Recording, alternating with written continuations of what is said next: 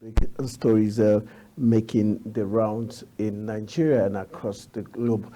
Today is no different as we'll be looking with an eye for the upcoming International Women's Day as regards to talking about March 8th, where the United Nations have set aside to celebrate women across the globe. So we'll be looking at that, and this week's Women's Week has very interesting, talking point as we'll be looking at the theme that says "Invest in Women, Accelerate Progress" is a theme for the 2024 International Women's Day. So that will be hopefully will be joined by some women in today's discourse to give us a clear view to the challenges faced by women and also the potentials to be unlocked in women in order to accelerate not just the home front development, not just the state, but also the country at large. I will be joined via Zoom by two women who are in the media space. We'll be joined by Sandra Michaels, who is a journalist, and also Anete Patrick, who is a senior journalist right here in the Federal Capital Territory. Hopefully, these two women will help us look at other issues we'll be looking at. One of the trending stories we'll be looking at today has to do with the NIN and SIM linkage issue that's playing out already. We know that an activist has sued the Nigerian Communications Commission and the telecom firms, claiming as much as 10 billion naira in damages. That's one of the big stories that a rights campaigner, Olukoyade Ogunbeje, on Monday filed a suit before the Federal High Court in Lagos against telecommunications companies in Nigeria, challenging the recent barring of phone lines of citizens. Nine reports that the applicant joined as respondent to his suit, the Nigerian Communications Commission, the Chief Executive Officer of the NCC, Aminu Mada, and MTN Nigeria Communications PLC, and other respondents, the Airtel Networks Nigeria Limited and the Globalcom Limited, Emerging Markets Telecommunications Services Limited was also included. In his affidavit, the applicant averred that sometime in January, the respondent had threatened to bar and deactivate mobile lines of Nigerians whose phone lines were not linked with their national identification number. That's where the case is looking at. So we'll be looking at that. These and other stories is what we'll be discussing on today's edition of the program, The Desk. So this week starts after this short break. Stay with us.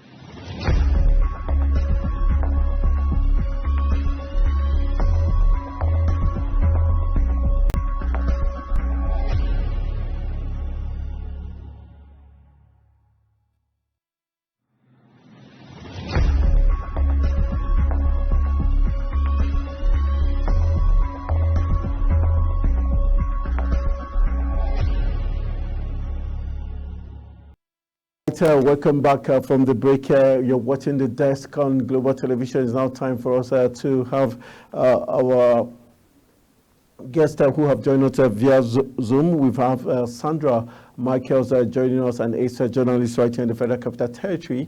And also we've got Patrick also joining us there, Nate Patrick joining us there, a senior journalist at the National Assembly, joining us this evening on the program, The Desk. Good evening, ladies. Nice to have you join us on the program.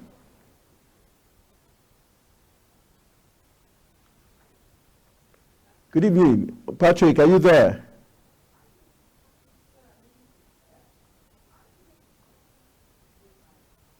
Hello, Patrick. Anete, are you there? Patrick, Anete, are you there?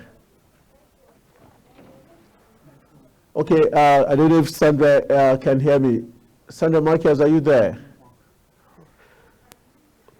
And I think we're having issues with the network connections, and that's why it's kind of difficult getting our guest to join us via Zoom.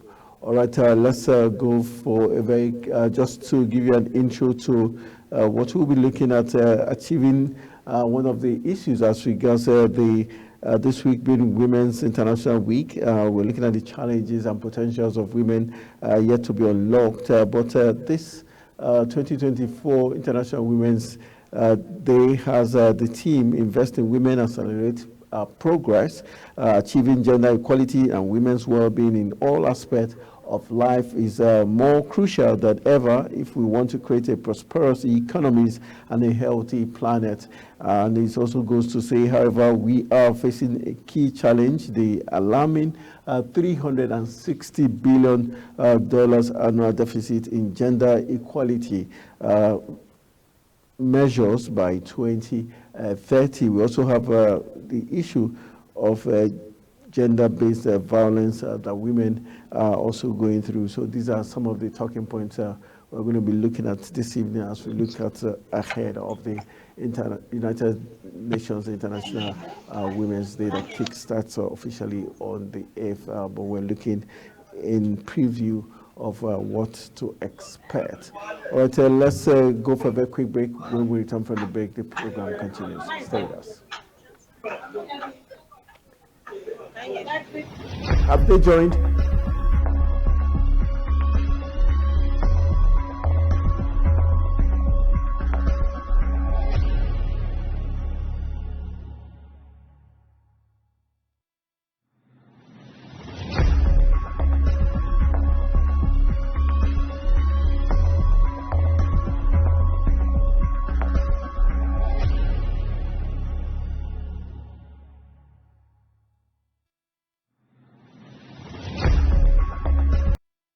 All right, welcome back quickly from that break. It's now time for us to get into discuss. Sandra Michaels, thank you for joining me on the program. Hello, Sandra Michaels, thank you for joining me on the desk. Okay, I think we've got Patrick, Anete Patrick. Good evening, Anete Patrick. Thanks for joining us on the desk. Hello, are you with me? Can you hear me well? Yes, I can hear you just a little bit more audible. Thank you for joining us on the program, The Desk on Global Television. Okay, you're welcome. Thank you. All right, let's begin our discourse looking ahead of March 8th, where officially the United Nations International Women's Week begins with the theme, Invest in Women, Accelerate Progress. For you, how does the theme, support the women agenda? Women agenda. Sorry, can you rephrase your question? Can you please rephrase the question? All right, I said the theme for the 2024 International Women's Day is Invest in Women, Accelerate Progress. How does the theme of this year, how does it match with the agenda of women folks across the world? Okay, thank you very much. All right. Do not forget when that word that popular word that goes by that says when you empower a woman, you empower a nation. And so if that thing is what is popping out for this year's Women's Day celebration, then I think it goes a long way, which is what we need in our country currently.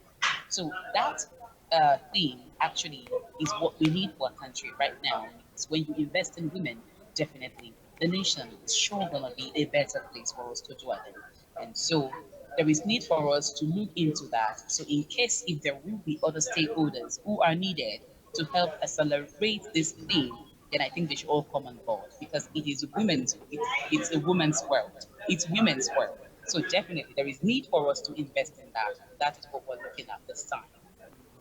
All right, talking about it's a women's world, let's come down to Africa, where obviously in Africa and Europe, there are two different spheres of life. We know in Europe, women seem to be well protected. For Africans and Nigerians specifically, how would you assess, the system here and the policies? Have they truly protected women? Talk more of investing in the women. Okay, okay, yes. You mean in Africa, I can say give it to few African countries that have actually prioritized the women votes. You- I don't know if you're getting what I'm saying. But Okay. now let's look at Nigeria country. When you look at the political scene, or let me say the political space, it hasn't really been that encouraging. And that is why I think the government of the day, President Bola Tinubu, should look inwards and help women thrive in our country. Because if women thrive, definitely the country will sure be a better place. In our country, women have not really been permitted too much to actually be to dominate the political space. Now, looking again, let me say in the National Assembly, to be precise, we have few women compared to the last assembly. In the House of Representatives, we have barely 15 women there. So if we have more women in politics, if we have more women again occupying the political space, I know they should be able to drive, push for the need for women to be more active in critical sectors in our country. And when it comes to education, I know back in the olden days we have many of our parents who really do who scarcely prioritize women's education. So currently, if we have more women on ground, they will be able to fight for their female rights. They'll be able to speak up because I still think to an extent women are currently still gapped in Nigeria. And if we are looking at giving women the enabling environment to strive in these current times, I think our country will go way better than it used to be. Because imagine the home front when a good woman mans the family, you know what you get from it. So when we also give women the opportunity, forget the fact that we have faults. There are some times where there are little glitches, or we are not perfect. Of course, if we are permitted again, we can always help ourselves to become better. And before I round up this very question, if we only ask our men counterpart, the male counterpart should allow women. Not all males want to see women up there, either being in political space or in any top position, because they see them as they should be under them at all times, whether in political offices or even in any other administration outside politics. And so we are appealing to you men, you inclusive, to allow women, wherever they find themselves, to explore the opportunities presented, help them to leverage on what we have around to become better at what they do. All right, just like you said to me too, I take the challenge. My question to you is, we've seen lots of women given the chance in Nigeria, for example. We saw some of them make a mess of it. Recently, like the Humanitarian Affairs Ministry, from one minister to the next, both of them fluffing their lines by getting involved in corrupt practices, which is technically against the norms, because we expect women to be more prudent, more careful, more circumspect. But would you say the women on the technically has also not done their own gender any good with those, bad examples? Okay, let me go back to the word you said concerning the humanitarian affairs issue. Yes, if you look backwards or you look inwards, this thing when it comes to occupying political space goes way deeper than usual. So if we see her as the minister, yes, something happened, and of course we dwell so much on the rumors what we heard. But if you ask that woman, the issues that actually brought her to the fore, that actually nailed her and made her to be thrown out of office like that, do not forget. We Men can hear or you a very man clearly. might have Can actually you caused make put your probably your mic to make it so we can hear you that. properly? Can you hear me well now? Okay, I think it's getting better. Okay, can you hear me well? Are Yeah, you with better. me? Okay, better. Okay, great.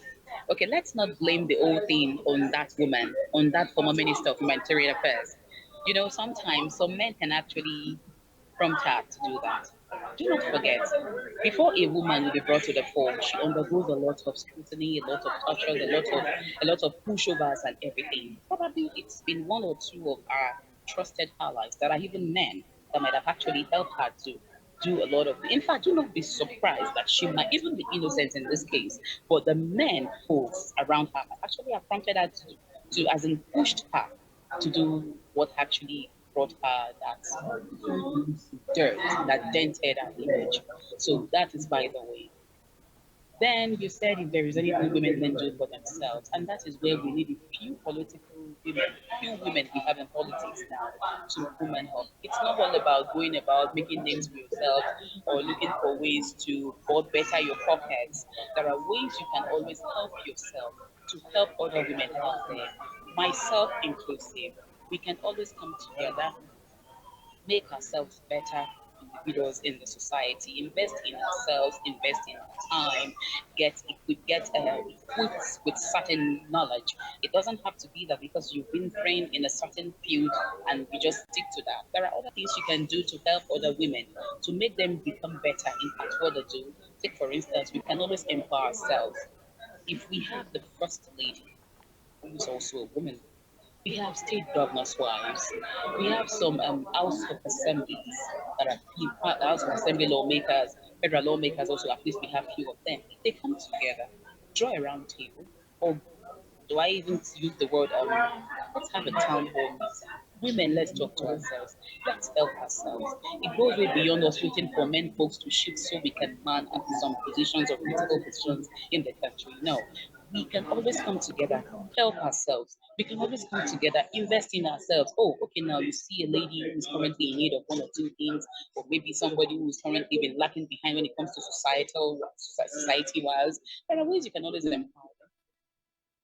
We can go open a GoFundMe for women.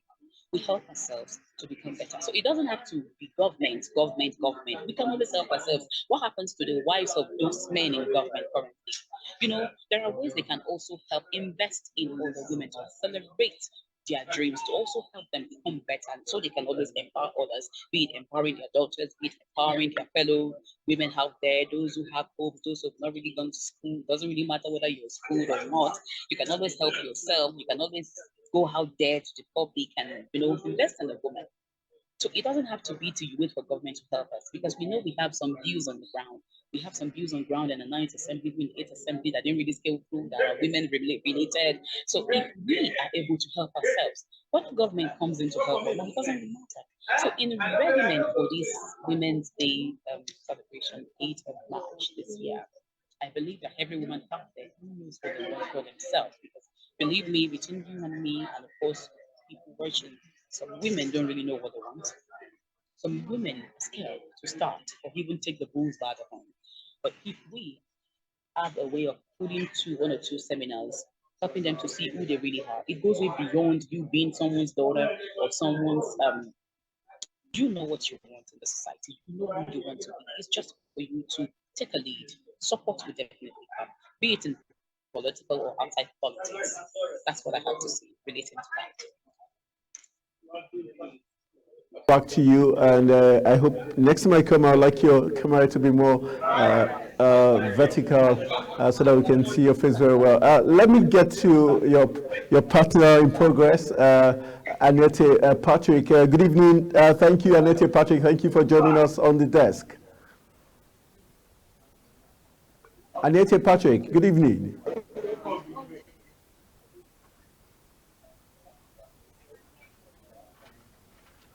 Annette Patrick, are you there?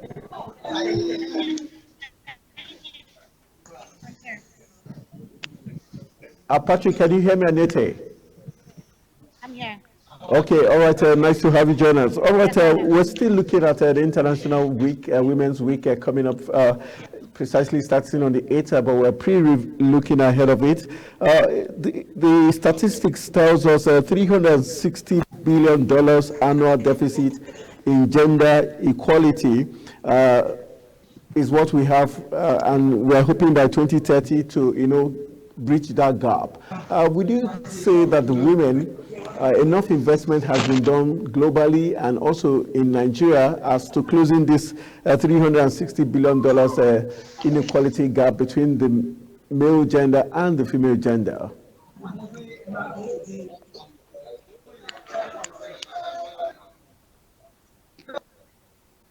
Hello? Okay, Patrick, can you hear me?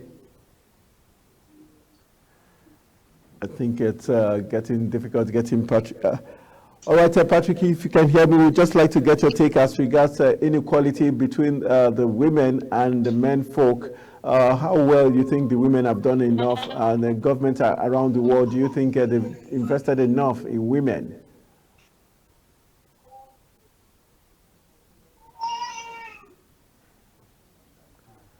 All right, I don't know if we still have Sandra Michaels with us. Sandra Michael, are you there? Okay, I'm with you. All right, it looks like Annette Patrick is running away already. I can't seem to get her. So let's get back to you. We've got a $360 billion deficit when it comes between the gender inequality between men and women. And hopefully by 2030, the world hopes to close that gap. Do you think it's realistic for gender equality? This is what women have been clamoring for. Is it realistic? Of course, it is realistic if we enable it. If there are measures put in place, if there are measures put in place, like I said, and if there are modulations, and of course, you make expectations, definitely it is doable, it is achievable if we believe. Do not forget, when you believe in something, definitely it's workable.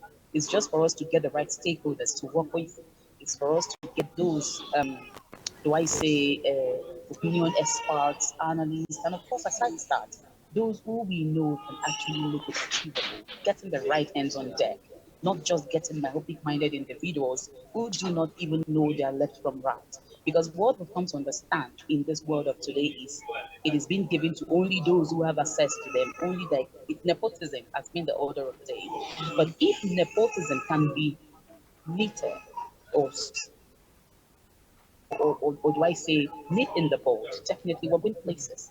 With that amount, it is sure gonna be achievable. It is doable if we allow ourselves to get it right. Getting the right people on board, getting the right hands to be on deck, getting the right individuals to man such a drive. Definitely, with that, we can achieve a lot more than what you expect. Gender equality rather, can be achievable. In fact, we don't have to exhaust that amount. We don't have to exhaust that rate to get it done and over with. All right, before Patrick joins us again one more time, I just want to get your final take in terms of the First Lady. Currently, would you say the First Lady is pushing the lot of women enough thus far, especially with the current economic hardship in the country? Well, on her part, First Lady Remi Tinubu has really hit some milestones when it comes to touching the lives of women. It might not really go round now, but believe me, definitely, it will sure go round before the end of our tenure. Because When she used to be the senator, when she was the senator, then in the ninth house, the eighth house, she did a lot of things, of course, that positively impacted women in her country, whether even within, aside from her constituents, or other women outside her constituents benefited one way or the other. So now, as the first lady of the whole country, I have no fear, nor do I have a doubt that she's still going to do much more than she had ever done. She is a role model. She's been the first lady. A lot of women used to be like that, looking up to her. Definitely. We know that she has better plans than when she used to be the serving senator. So we hope that she gets to touch the lives of more women outside what she has done. All right, I will come back to you, Sandra Michaels. It's been amazing talking to you. Hold on while we try to reach out to Patrick Anete. Patrick, are you there, Anete?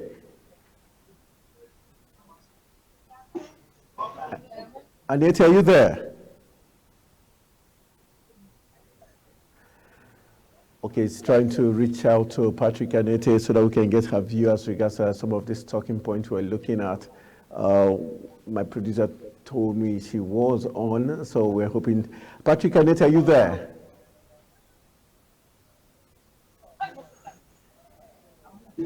All right, I think we're having network very poor there. All right, so we stick here with Sandra Michaels once more. I'm here. Sandra Can Michaels, you hear me now? are you there? I'm with you. Okay, let's look at another trending issue. Currently, as regards the NIN issue, NIN SIM linkage, we've been told that a right campaigner, Oluk Koyode Ogumbeje, on Monday filed a suit before the Federal High Court in Lagos against the telecommunications companies challenging the recent buying of lines, and so he's claiming a damage of 10 billion naira. For you, are you surprised? Are you interested? Do you support this filing suit against the telecommunications companies, the NCC, as regards this barring of lines of Nigerians? Well, in as much as I wouldn't want to really comment on that, because every man has a right to their own, they have some probably add, every man has a right to their opinion, and every Nigerian has a right to file a suit whenever they are not too pleased about what is happening in a certain sector, because we are Nigerians at first. So I'm not going to criticize the fact that he actually drags the commission, the NCC, to court over such. But then again, there are some things that can actually be settled even before going to court. Has there been, what were the modalities? Has there been any time at some point maybe he tried to seek or look for ways to interface with the commission to talk about issues bothering him or whoever it is that he's suing for? These are what we should be looking at. It's not everything we take to the court, because sometimes in a country where law doesn't really precede, have doesn't really have its way. Sorry to use that word. In a country where law scarcely have, yeah, you can actually write to the commission, go to see Okay. them, and you sat down with them to try some issues All or right. to talk about it, instead of just by going to the court to have this done. So All me, right. it's like dragging an issue that obviously sometimes you get to lose. My own is wherever, before going to court on matters like that, you seek the opinion of the commission, you talk to them. If your letters have been turned down, or maybe your motives or your moves were ignored or Okay. shelved, then you can decide to make. All right, thank you for that viewpoint. I think Nete Patrick is now willing and ready to join us. Patrick and Nete, nice to have you join us finally.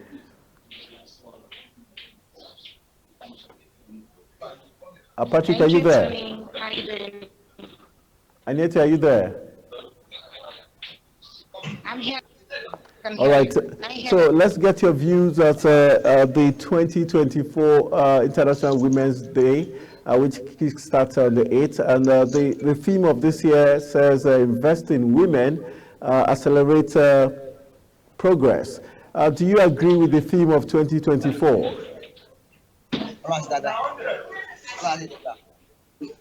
I totally agree, Tony. If you can hear me now, I totally agree that this team fits in really well with for women 2024 because it's been a long journey coming for women, and women are actually looking for an equality position to stand in. We're not just looking for equality, we're looking for an opportunity to seek to things that things work out for women and both sides find middle ground. So with the team invest in women, seeking good opportunities to move forward, it's a good topic or a good thing that women should use to run.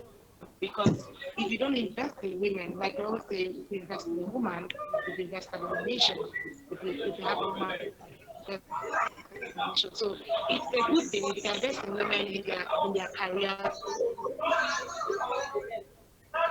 Okay, talking about investing in women, how would you rate Nigeria in terms of their investment into the women folks?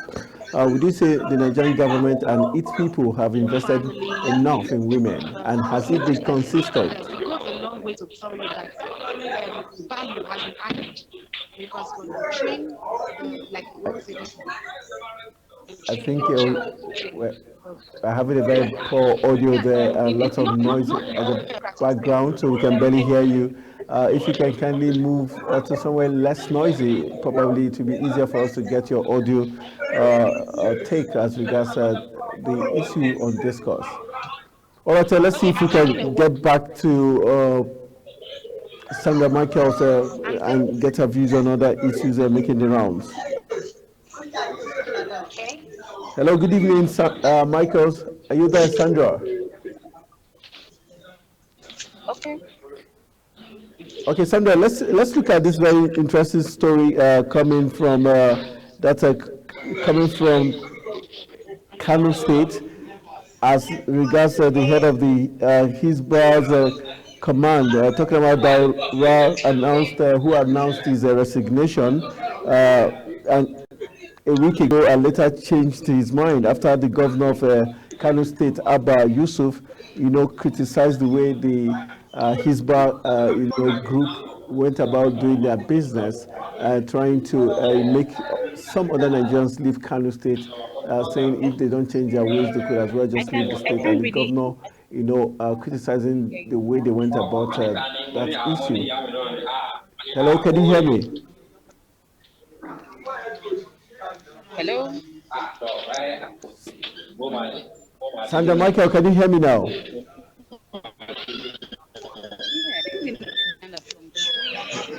All right, I think let's go for a very quick break. When we return from the break, the conversation continues. Let's go for a quick break. Oh, the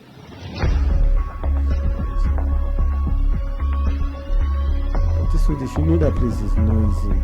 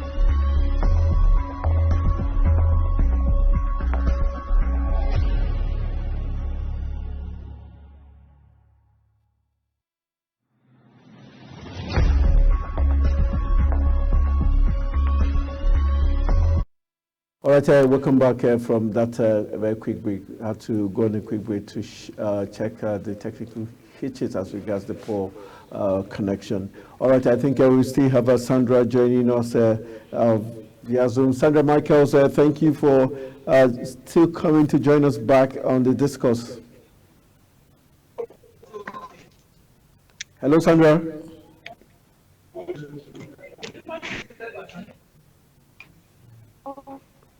Sandra, are you there?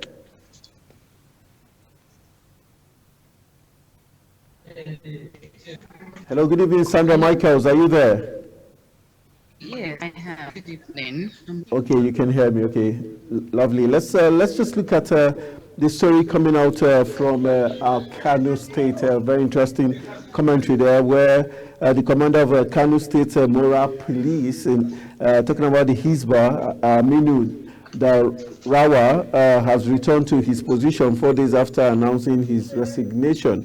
Mr. Daura announced his resignation and change of mind on Tuesday after meeting with Governor Abba Yusuf that was held, talking about the meeting that was held.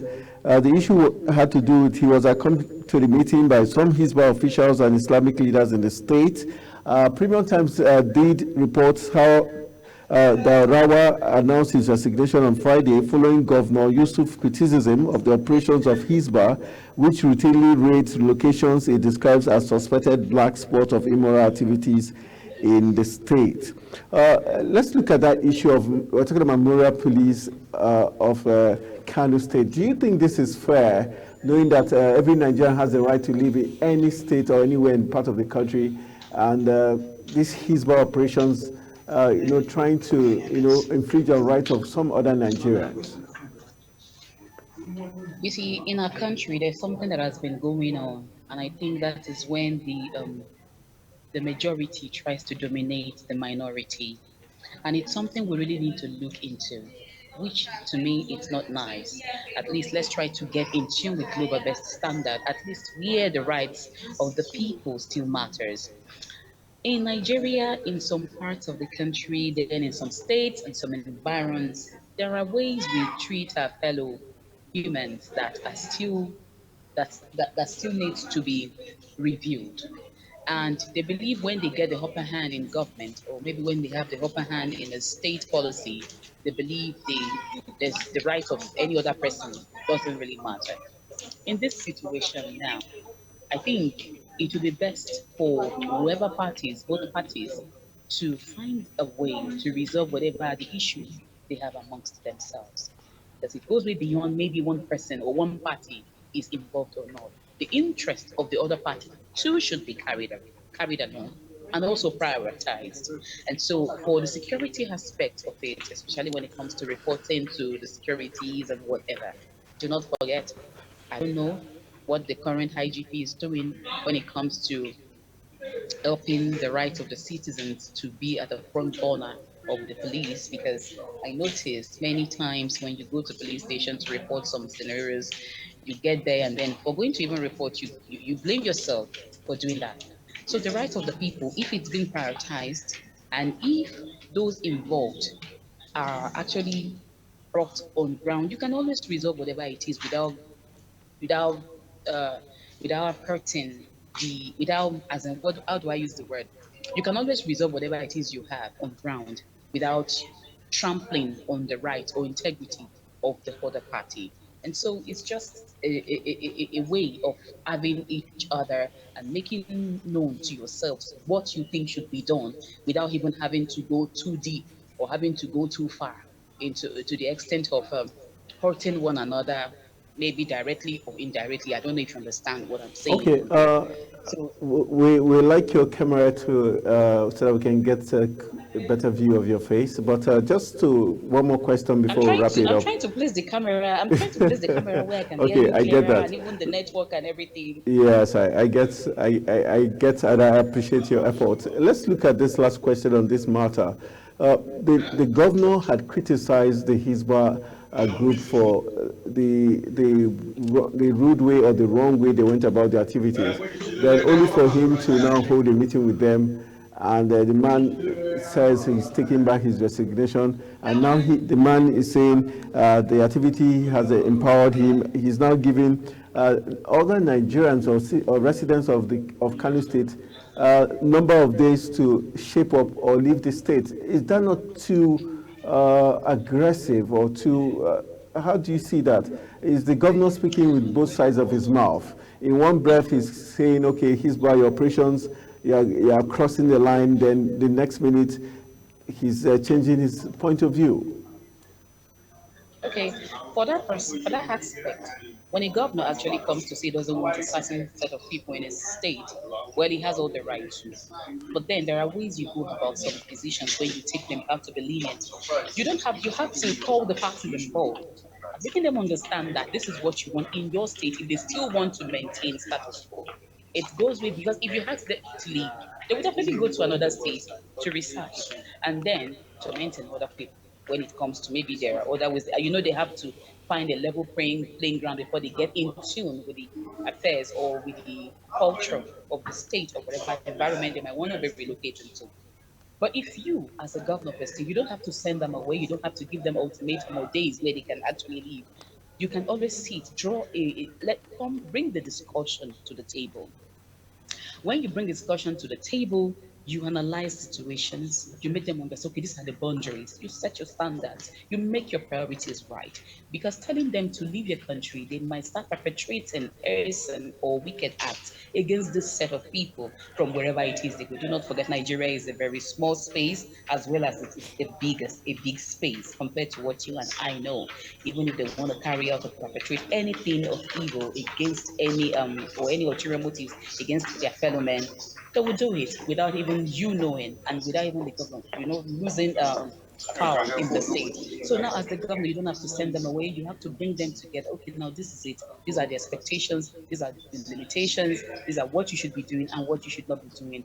If you do anything, you wouldn't have to ask them to leave the state. There are other ways, lawful ways, you can actually make them see reasons and reason with you in the process.